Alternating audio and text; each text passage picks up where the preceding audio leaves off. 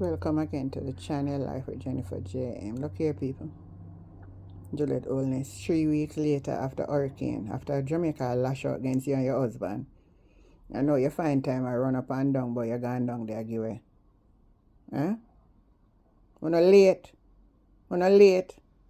Look where in a basket too. Cock no go. How the hell this ya? You never know what that talk about on give people.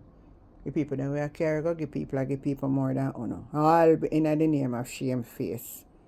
And the hunger that we hear sounding down there that ask the people them who them vote for. We hear sounding down there ask the people them who them vote for. Forget where them I get. Hold on, I'm gonna check for you. I'm gonna check for something for you. Somebody actually come up here? They don't come and Santa then they ask who you push by your come from and who you vote for. What? Santa and Plaza Juicy B ask who you vote for when they come from the apartment. He said no I go to me say yes, who you vote for? He said Jess. The man said alright and wheel up back out the supermarket. Oh my You God. know look, so I'm saying how Maurice know we and drive past me. Lord have mercy. Well, as And them a look over for them people. well, as me tell you, we always try to just help Everybody, but they not do that. Alright, so Yeah, so on here. Alright, thank you very much. All right, darling. So on a earphone itself. On a earphone itself. Only after the backlash, I will go on. You see them a try run out. But we're glad to see Mark Golden out there and taking some stuff personally to the people them, which is highly. What's that? So I'm going to make you listen to what Mark Golden is saying.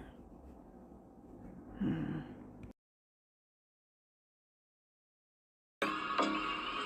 weeks after hurricane hit, this community, as everybody knows, ground zero in Montego Bay. Mainly flood and mud damage, every house.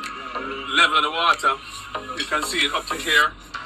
So, a lot of people's lives were in grave danger. In fact, the occupier of a house told me of a young man who got him out, got her out.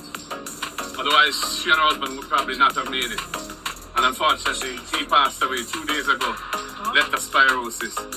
So it's a serious thing. Obviously, the public health issues in this community are very serious because of all the mud and everything that's mixed up in that mud. So we brought some hygiene supplies, some soaps of various types, some push brooms and supply of water and bleach. Because we know cleaning up is what's going on here now. So,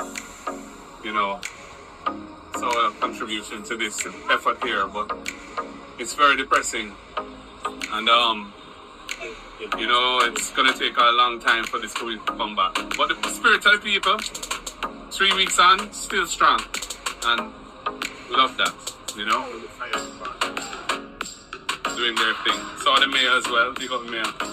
So yeah, efforts are being made in Captain Hall.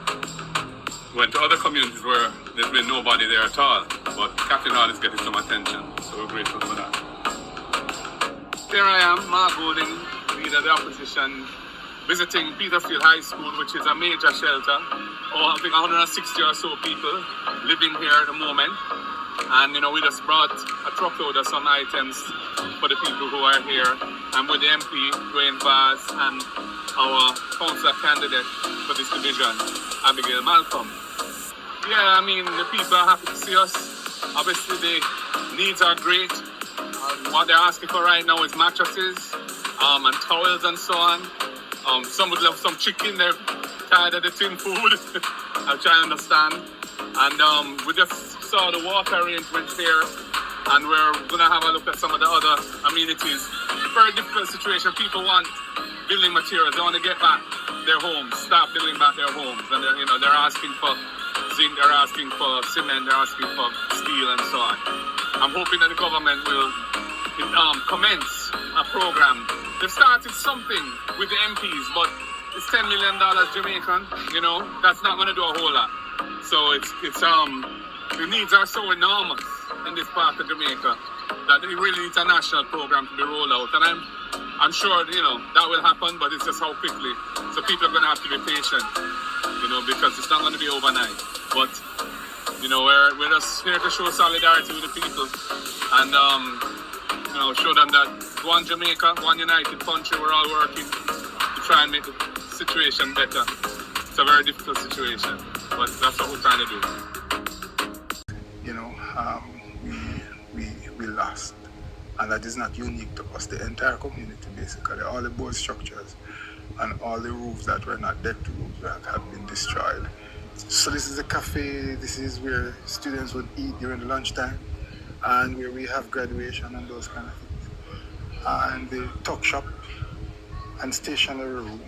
And as you can see, the roof is gone. From here, we have the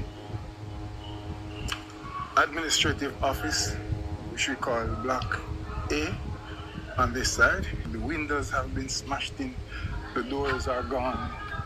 This shed is no longer in existence.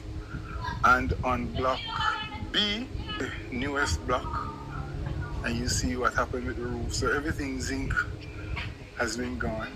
In fact, we tiled all of those classrooms 1 week before the hurricane. We lost all of the AC units there. This section is the student service section. Guidance counselor, Dean of Discipline, Sick Bay, has suffered most severely from the hurricane. I'll show you one of our science labs. And just be mindful that we have already done some cleaning, so you're not seeing the... Right, absolutely. So the power of the hurricane, you can see in effect, these were not dismantled before. So just the hurricane has ripped these up. And if you thought it was a board structure phenomenon, then you can see what it has done to our walls as well. So it felt like an earthquake and a hurricane in one. This is another science lab. If you saw here before today, the number of zinc that were just crushed up like a beer can. These rooms have all been, you know, so the windows getting the full force, yes. And you see the windows from either side have been gone. Those two of our teachers. And if you wondered about the glass effect, then you see what it has done to the metal windows as well. This is our AutoCAD lab. And, you know, 70% of the machines have been destroyed here. You notice that this is grilled, but that didn't stop the force. Right? Anything that was zinc, you know, we lost. And that is not unique to us, the entire community basically. All the board structures and all the roofs that were not decked roofs that have been destroyed. So this is a cafe, this is where the ceiling come down and the water rise at the same time. And then the breeze a blow and a look out the window, them sound like a gunshot, like somebody a shoot up your house. So it's very scary, you can't even explain. For hours waiting on the rain and the wind to subside so we can get out, because all of this gone.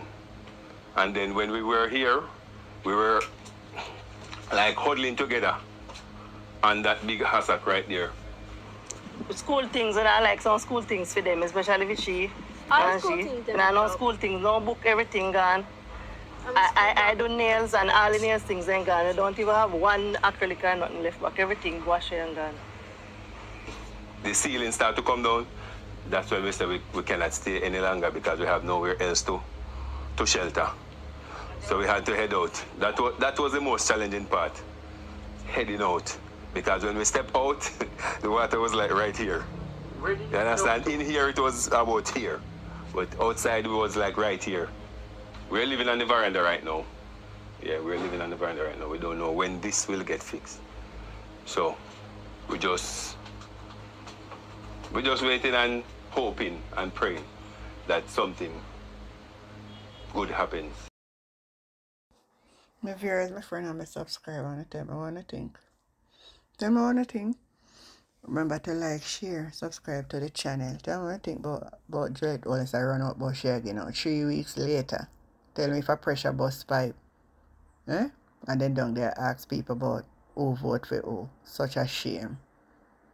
The conversation continues. Catch you later, yeah?